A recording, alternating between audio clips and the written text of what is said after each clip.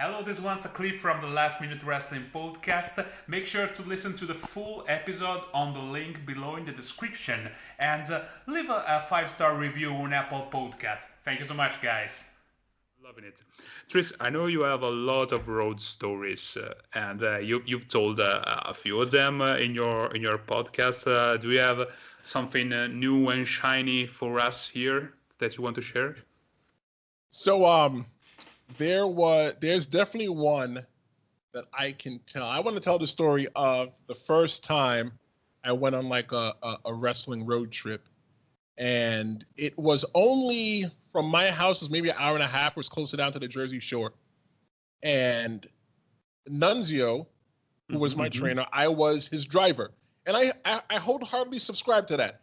That if you are a younger wrestler, get in the car with somebody that's more veteran than you, because you'll learn something. Because for me, what I subscribe to these days is I hate to be the smartest person in the room, whether it be wrestling. I want to be the dumbest person in the room. You know why? Because there's a lot of smart people that I can sponge off. So I would drive, and Nunzio goes, "Hey, would you mind picking up my friend Danny?" I said, "Sure, no problem. No problem, sir. I'm going to pick up Danny." So I'm getting down there. He gives me the address. He's on the phone. He's like, "Yeah, Danny, we're getting off the highway right now." Cool, no problem. I get off the highway, and I go to this guy's house, and out he goes, "Oh, here he comes right now." And I look, I go, "Oh, shit, it's Danny effing Doring." So my first road trip, I drove Danny Doring and Nunzio down to the Jersey Shore so that we can do a show.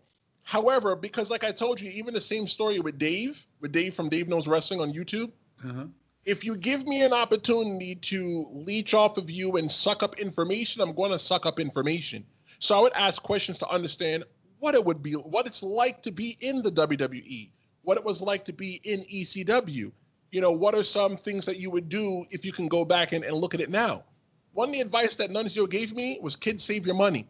He goes, "Because this isn't guaranteed forever." He told me that he could have bought a house right next door to Rey Mysterio or anybody else that he wanted to, but he decided to buy his condo and pay it off in Rockland County, New York. And that's what he did. And I always said that if I ever made it in any way, shape, or form, whether it be podcasting or pro wrestling, I don't have to go buy a mansion next to Conrad Thompson. You think you think he lives in a mansion? I don't know. But I want to take that advice, and I give that to all the newer kids that I train that come to me for advice. They go, "Hey, what's the biggest advice if I ever make it?" I said, "Save your money." Best advice I got. Yeah, that's the same thing that Mick Foley says all the time. You know, he is very famous for being really the cheapest wrestler. Yes. Like, you know, that's true. Even though I think I don't know if Conrad Thompson has a mansion, but I figure out a pretty large house because he has a lot of collectibles and stuff. So and it's quite enough space to store all the things. And about your in-ring career, what are like some of the most memorable matches that you had, or even like the matches you had against like famous wrestlers, even with Nunzio as well? I don't know. So having a match with Nunzio, I was never nervous to work with Nunzio in the ring, because I knew Nunzio. I know him. I spent a decent amount of time with him at the school, and after the school, we would talk, right? So I knew him, and I wasn't intimidated or afraid or shy or anything. I would talk to Nunzio. If Nunzio walked into my house right now, I think that'd be weird because I didn't invite him. But I would, if my friend Nunzio, right, Lil Guido, walked into the house right now, I would talk to him just like I'm talking to you. There'd be no difference. "Hey, Guido, how's it going?" "Ah, Tristen here," you know, whatever, right? But the first time I had to wrestle Jimmy Superfly Snuka, I had to wrestle him in the Bronx. And I realized that's what I started to realize, that it's not about the moves. Nobody cares about the moves. It emotionally invests people with the character and the story, and they will care. Myself and Jimmy Superfly Snuka, we probably only did 4 moves. And it was something as simple as me, you know, talking junk, and then I turned my back, and all of a sudden he's like there behind me. I would powder out the ring, And then when I would try to get in, he would come to the ropes and I would run back and I would have to crawl underneath the ring. And then I would peek out my head and you hear the fans going, he's over here, he's over here. And then I would try to shush them and I would crawl back underneath the ring. I'd climb to another side and then Jimmy Snuka's not looking. And then I climb into the ring and Jimmy Snuka turns around and sees me. I take a bump on my ass and then I roll out the ring and they would cheer for that. And then finally when he touches me, right, I think he gives me a headbutt and then I bump. And then he goes up to the middle, to the second rope because he was very limited at the time. He goes up to the second rope and comes off with the Superfly splash. 1, 2, 3. Oh my God, he's over. You know what I mean? And that's what wrestling was. And that was one of my first times. The second time I got to wrestle Jimmy Superfly Snuka was in MCU Park in Brooklyn, New York. It's where the minor league baseball team plays baseball.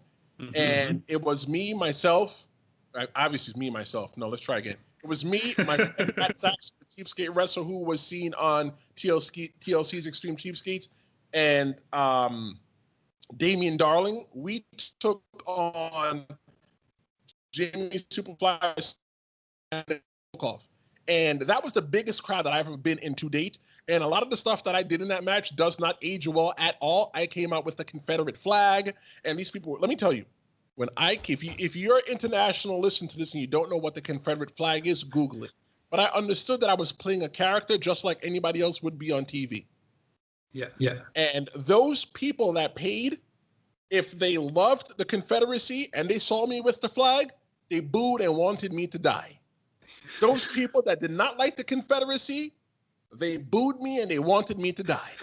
So either way, the consensus was, why is this black man walking around with the Confederate flag? So I went out there as the new Freebirds and we did our little thing, and it was over. It was popular. The people did not want us to win at all. Obviously, we didn't win, but I think that's one of my biggest moments in pro wrestling. Me and my friend Matt, we talk about it, that when we were backstage, bro, we felt like we made it.